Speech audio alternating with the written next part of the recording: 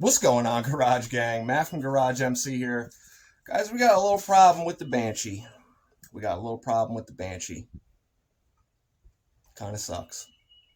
Let's get into it. Alright, guys, so Saturday I get a text from Mike Sabo. I'm sure you guys know who he is. Says, yo, you want to go riding tomorrow? I said, absolutely, I want to go riding tomorrow. Haven't went riding in a little while. Would like to go ride. So he comes over Sunday. Today is Thursday, so this happened a few days ago. We're going down the trail, and, a lot of people were out riding. And I was leading because, Mike doesn't know his way around the trails here. He had his buddy Jason with him. Jason, what's up, bro? Pleasure riding with you. Well, except for the first 7 minutes of the day. So the first 7 minutes, guys, we're riding, going down the trail. We get to one of the main trails around here. It's pretty wide. I know to stay to the right side of the trail, even if you don't know, it's almost subconscious, especially if you drive. I mean, you drive on the right side of the road, at least in America, we do here. So I'm on the right side of the trail, and we're going around a big bend, and two dirt bikes go past me. Whoop, whoop. I slow down a little bit, obviously, because I don't know how many, more are coming. We're coming up to a bend. So I'm all the way to the right side of the trail, damn near hugging the side of it. Big trail. It's actually a street that's on a map. It's just a dirt road. So it's not a small trail. It's pretty wide. Mike Sabo posted the crash footage of this to his Instagram. If you guys want to go check that out. I'm pretty sure he's going to put out a video on his second channel with that day of us riding. So, just be patient. You guys will get to see that footage. I don't want to share the footage that he took that's going to get posted on his channel. So, I guess you just wait to see that. The kid that hit my Banshee with a 2024 KX250F, kind of just like the one Mike Sabo has. He was on the wrong side of the trail, hauling ass around the bend, and we collided head on with the Banshee and his KXF. So, kind of sucks, but it is what it is. Let's take a look at the damage. Good thing I hoard parts, man. I'll be riding this thing again in no time. Alright, so let's go down the list of stuff that is visible that's damaged right off the rip. Brand new chrome Duncan Racing front bumper. Totally. Just wasted. This isn't even supposed to have a bend in it right here. It's supposed to be straight. Bumper did its job. It did its job. Am I going to spend $300+ to buy another one? Probably not. I still got my OEM one right there. A-arms. Top A-arm took a ton of damage. Didn't bend the frame. You could tell it flexed it from the shock. But tie rod went into my Bill's pipes. Snapped the tie rod end off just completely. And then the wheel flipped back so hard it even dented the lower A-arm. I'm actually more pissed off about this. Plastics are cracked right here. I mean, they cracked clean, so I'm going to fix those, and I'll just order another front fender, because these are Vito's plastics on here. It's either order another gray 98 front fender and the graphics for it, or this is a 97 Yamaha Banshee with 98 color scheme on it. I could go to the ketchup and mustard. Not a fan of the yellow or the red and yellow for 97 because it kind of looks like Ronald McDonald should be riding it. But in 97, they also came out with red top and black fenders. So if I did that, if I did the 97 colors, that's what I would do. I really don't want to spend another $1,000 on plastics for this bike. I actually like to sell this. So my buddy Tim wants to buy this from me, so we're seeing what type of deal we could work out. But let's get back to the damage here. Front shock took no damage. These are on spherical bearings, so, it had room to move around. Got a little ding in them right here. This could have been from a rock on the trail, and I just didn't notice it, possibly. More than likely the thing. These A-arms came super close to touching. It looks like they are, but they're not. You could slide a piece of paper through there, so I got lucky there, because that would have been, I don't even know if you could just buy one of these, but I know the pair was like $600. The Bill's pipes, I can't replace that. I don't think that little ding's going to affect it too bad. If you guys are fans of the channel, the X channel that did Engine Masters, they showed that dings in your headers and stuff like that on a, you know, 4-stroke car engine really had no effect to it. So I'm not really too worried about that, other than the fact that now it's dinged, and any of you guys that watch my channel know that I like my shit crispy, bro. I like my shit to look crispy. Broke the bolt off up in here, so I'm gonna have to figure out how to fish that out. This is the only damage the frame took. This little tiny, like, hi-hat part where the threads are kind of got a little waffled. All of the bolts were bent, so I had bent the bumper back out with a bar. Well, I used a pipe wrench, but stuck it through here basically, and then bent this back out, and it straightened out the other bolts. I got all the other 3 already coming out. I already broke most of these bolts free except for the stuff on the knuckle down here. And so I got this whole right front corner from a special edition 06. They're mint, and I really don't want to use those because they're worth money the way that they are, because they're black for the special edition. Told you guys I got my stock bumper out. I gotta paint that silver with the Yamaha paint that matches the frame, and I had to pull out my Goldies and Dunlops that are original to this exact machine from '97. Really don't want to ride on them. I'm probably not going to, but you know, at least I have them so I can roll them around. If you're like, oh, well, what's wrong there? Well, this is dead flat because the way his bike flipped around, it looks like from the video footage that his swing arm came around and his axle went through my tire, dinged the hell out of this beadlock ring. Pretty bad. The wheel's not bent, believe it or not. The hub's not bent, believe it or not. So we got lucky there, even though I do have a whole extra corner here. But yeah, it sucks, man, but it is what it is. And that's just part of riding, guys. You know, a lot of things in life you don't know, but when you start doing them, you already subconsciously agree to whatever outcome or consequences or positives or negatives that may come from your actions. Like when I get on a quad, I know that I run the risk of A, getting arrested, my quad getting impounded if I'm doing dumb shit, B, getting into an accident and or injured / die from crashing. You could get robbed out in the trail.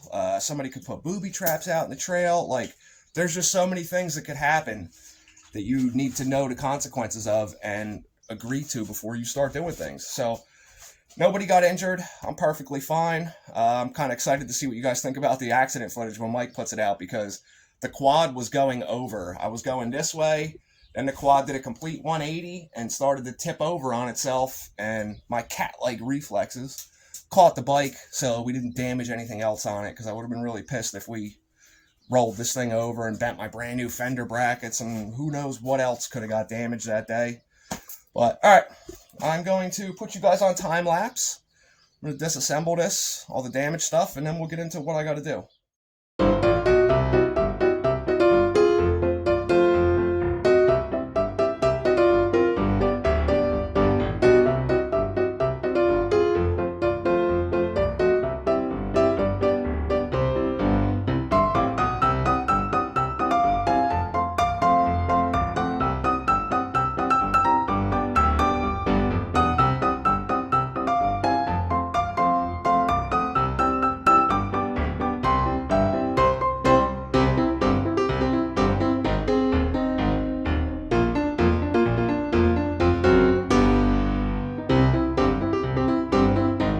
So I got the top A-arm off.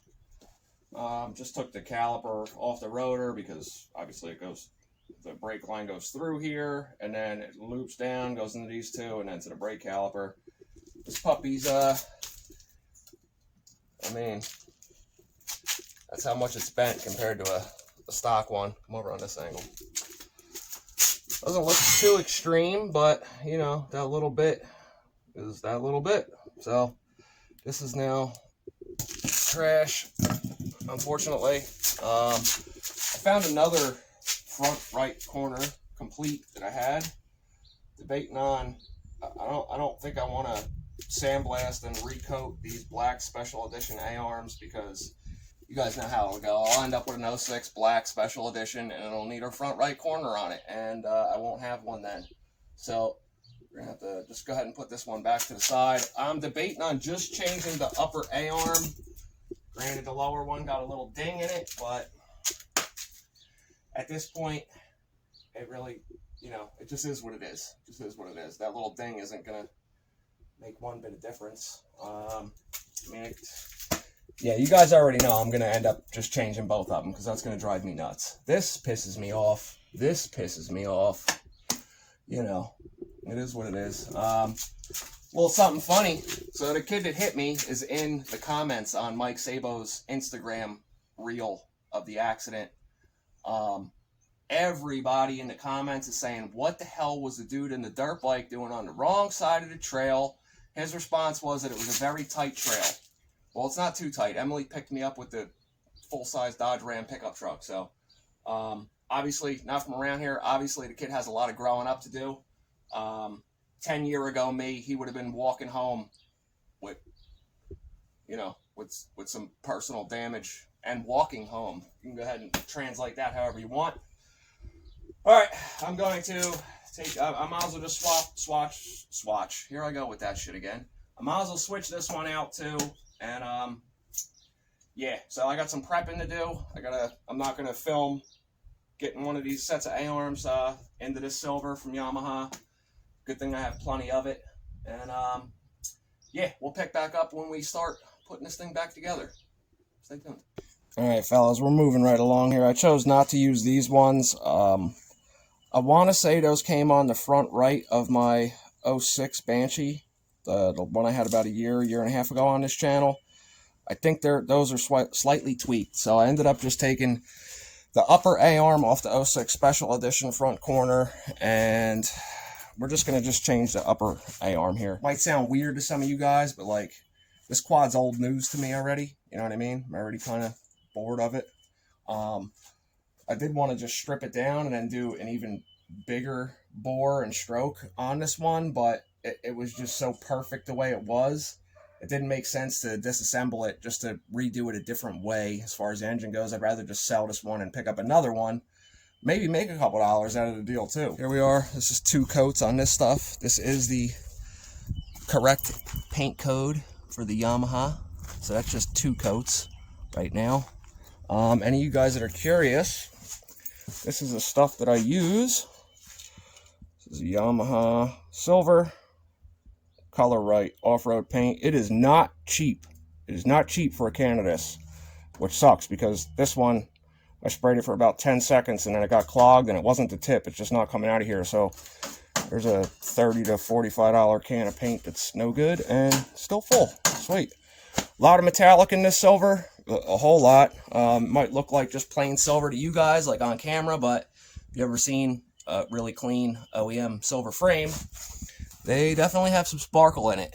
So you can see it more when the paint's wet, but when it dries, it just has that really nice sheen to it. While this is in the background, I changed the graphics on the 330. Got rid of these that said 250R on the front fenders, and my buddy Bruce over at BlueLineDecals.com made me a custom set out of chrome. It says TRXR. I wasn't a fan of it saying 250R there and then 330R on the seat, so just had to switch it up a little bit, you know. Plus it matches all the billet and polish stuff that's on the bike, so I don't know what you guys think about those graphics. Yes, the waffle's still going on for that too. Went ahead and slapped all the stuff back on, put the bolts through. I gotta set everything to proper torque spec, and then we won't really know if this thing's all right till we actually ride it. I'm probably just gonna throw just the front wheels on of the Goldies for now, because obviously I need to get a new ring and a tire for those. Yeah, man, that's where we're at. I'm sorry, guys, there was no thought to this video. I didn't want to make this video, obviously. The Banshee was actually up for sale. I had to take the ad down. You know, and I'm not the type of dude to just sell it broken and take all kinds of losses, you know? I mean, even crashed, I wouldn't even sell it that way. So talking numbers really doesn't even matter. But I'm gonna finish putting this thing together. I'm not gonna film it, guys. I'm just putting the bolts, the torque specs. If you guys want to know how to put the front end of a Banshee together, or any part of a Banshee, check my older videos, guys. We got a whole build series on this quad, torque specs, you know, parts used, all kinds of stuff. So I'm still a little pissed off, but all right. let's get this thing back on 4 wheels. I do love the look of the Goldies, bro. I really, really, really do. I really do like the look of the Goldies. But, all right, so I didn't put the front bumper on yet, guys. I got to get a new extractor bit to get that bolt out of there. Yeah, I know I can run it with 3 bolts for now, but this goes back to, you guys already know how I am. I'm not going to do that. She is ready to go back on, though, other than that stuck bolt. So, A-arm, 1 tie rod end, the bumper. That's basically it, just to get it running again. Upper A-arm and tie rod end. Got it going again. Obviously, and a tire that holds air, so I do love the gold look on these, man. I'm going to fire this thing up, warm it up, and we're just gonna take a little putt and just see how it feels. All right, fellas, let's, I can tell you just from riding it from my house to where we're starting right here, and I don't know if my camera angle is gonna be good. Should be okay. Let's try this a little bit. Something like that. All right. We're not gonna rip on it, guys. Let's just take it easy.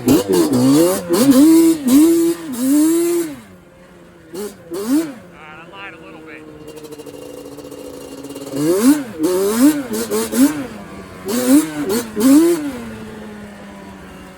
This whole trail is usually 2nd gear. Sometimes you get touch 3rd.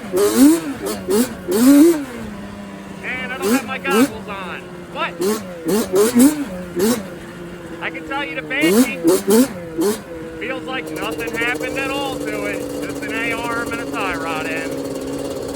And a tire. And a bumper. And some fenders.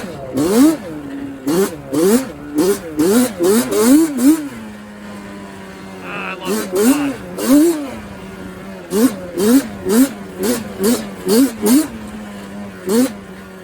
I know I'm revving the shit out of it, but that's alright. Because it's my quad. I'll blow this thing right up. If I want to.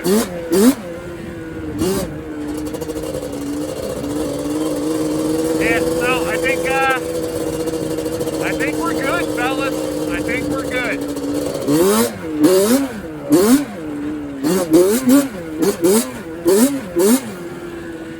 Yeah, she feels good, man. Alright. Let me get back to the house and I'll piece you guys out.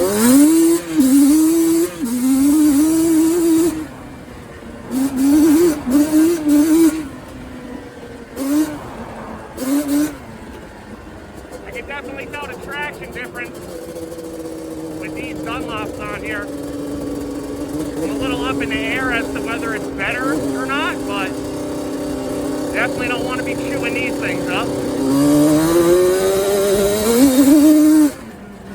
And there's the whoops again. I'm in 3rd.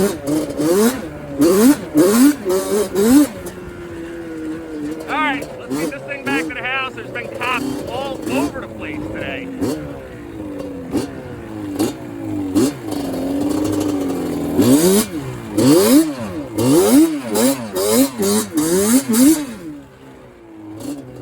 Actually, I'll piece you guys out right here.